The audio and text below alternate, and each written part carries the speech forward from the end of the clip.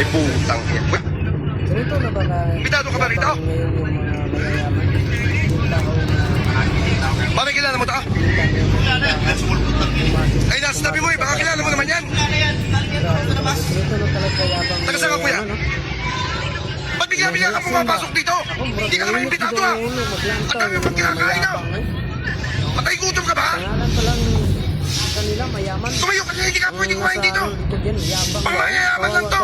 Tuloy ni Kuya. Tangin na tingin mo yung mga bisita ko. Puro ano yan. May mga pinag-aralan. Mukha kang squatter ka lang yata dito eh. Wawa tuloy ni Kuya. Ganyan na kayo sa tingin na mamay. Nagugutom mo. Sige, pakakainin kita. Alam mo ba kung magkano yung pagkain na yan? Ah, libo-libo ang halaga yan.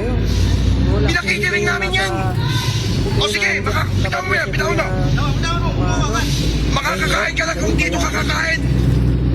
Yan. Sige. Kumain ka dyan. Tangin na. Sige, kumain ka.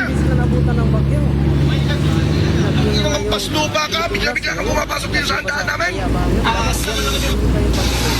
Ay po.